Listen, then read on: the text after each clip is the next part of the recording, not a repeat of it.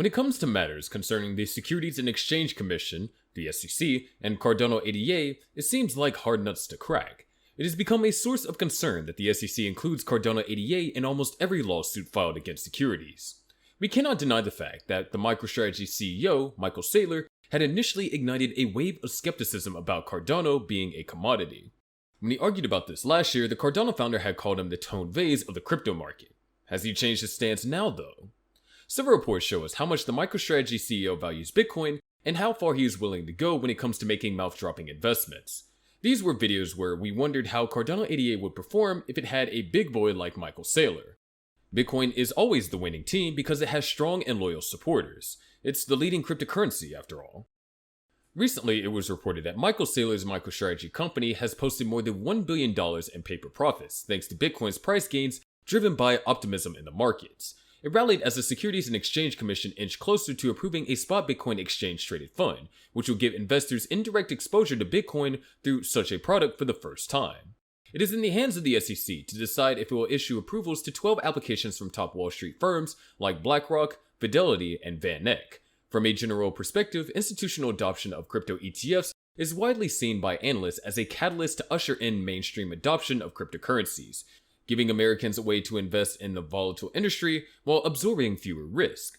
In early November, Saylor's company had an unrealized $1.2 billion of profit from his Bitcoin investments, according to data from Bitcoin treasuries. The company is the largest public holder of Bitcoin, having bought 158,400 Bitcoin.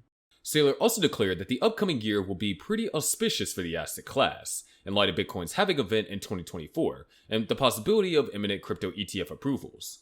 He noted that with continued institutional interest in Bitcoin, exponential growth for Bitcoin markets was inevitable. "We are 10x from here," he said. "You're going to see $12 billion of natural selling per year converted into $6 billion of natural selling a year, at the same time as things like spot Bitcoin ETFs increase the demand for Bitcoin," Saylor told Crypto Media. Meanwhile, other cryptocurrencies like Ethereum also rally at the same time as Bitcoin, jumping 8% and reaching a price of $2,040, on the heels of news that BlackRock, the world's largest asset manager, was looking at filing a spot Ethereum ETF. An expert noted, a spot Ethereum ETF would have a similar impact as a Bitcoin counterpart, provided a regulated and accessible wrapper for institutions and consumers to participate in the Ethereum ecosystem. But Ethereum adds an extra layer of intrigue as a proof-of-stake asset, which means underlying Ethereum could also be staked for additional rewards.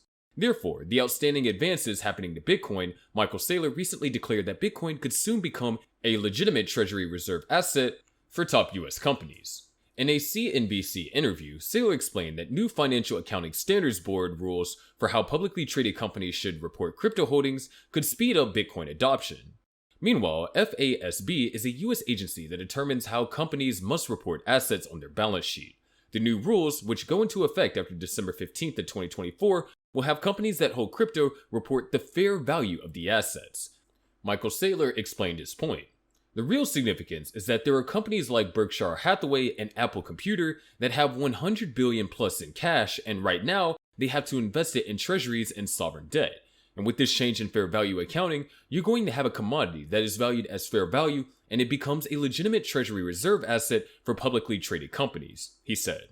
According to the FASB, stakeholders said that the current rules, which require companies to account for the loss in value of their crypto holdings, but not the increases, do not provide relevant information that reflects the underlying economics of those assets and an entity's financial position.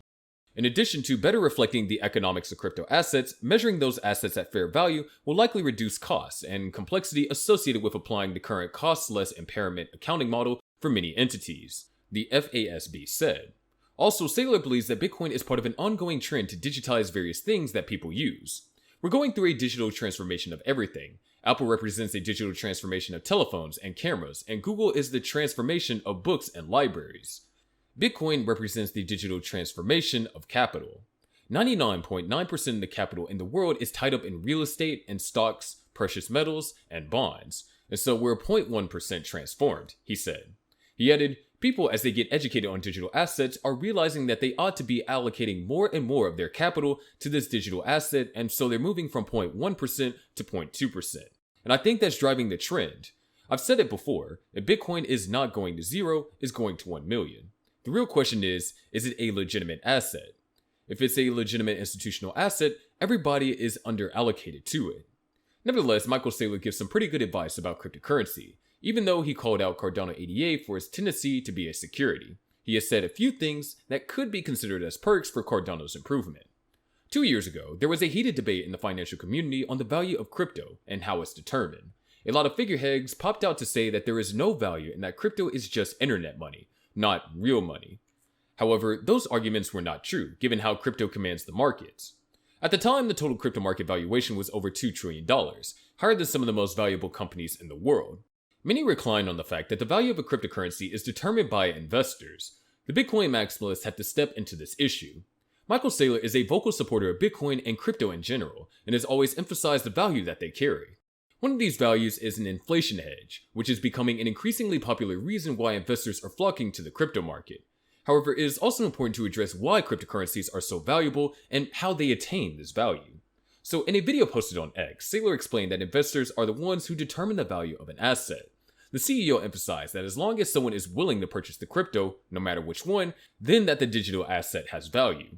In the video, Saylor further mentioned that people do not only determine the value of a cryptocurrency, they also determine its destiny, and at the end of the day, it all boils down to the motive which investors are buying the coin. If you own a Joe Random yo-yo coin and you're owning it to flip it on Saturday night, depending on which way a football game goes, that's the destiny of the asset, Saylor said. It's going to be short-term because the people are short-term, he said. Saylor acknowledged that before anyone buys crypto, they should ascertain what the strategy or intention of the people purchasing that asset is. For some, they're only jumping into it to make short-term gains. Others are usually in it for the long term, and as such are making a stronger asset. Making the case for Bitcoin, the CEO said, "What's the character of the people that own Bitcoin? If everybody bought it because they intend to hold it forever, isn't that the kind of asset you want?" According to Saylor, Bitcoin is something that cannot be recreated, hence why it's so valuable. "I think that my conviction grows with time, but it's pretty evident it's going up forever," Saylor said. Bringing the strategy down to Cardano, it is comfortable to say that its value is not tainted. There are several reasons to believe that Cardano is about to grow, in leaps and bounds. The Cardano founder, Charles Hoskinson, has tried to explain to Cardano investors that the real value of the cryptocurrency is not in the anticipated pumps of the ADA token, but the opportunities, upgrades, advances, partnerships, and strategies it garners to make a name for itself. What keeps Cardano strong are the long-term benefits it can offer. Beyond the whims and complaints about Cardano ADA not pumping, the ecosystem is progressing rapidly. It is currently at the last stage of the roadmap, Voltaire. The Voltaire era is the final stage in Cardano's development roadmap, marking a significant shift towards a self-sustaining system. With the new governance model, network participants are now empowered to use their stake and voting rights to shape the future development of the network, a move that aligns deeply with the ethos of blockchain technology. The Voltaire upgrade introduces a treasury and voting system that allows Cardano users to participate directly in governance and decision-making processes. This level of community engagement is designed to allow for impactful decisions regarding software updates, technical improvements, and funding decisions through Cardano Improvement Proposals, or CIPs for short, and Funding Proposals, FPs for short. These proposals enable the Cardano community to steer the platform in line with collective interests and aspirations. Plus, as Cardano strides towards this new era of decentralization, its market traction has similarly been noteworthy. What do you have to say about this? Team Cardano or not? But with that being said, that's going to do it for today's video. Make sure you click on the subscribe notification buttons, and we'll see you in the next video.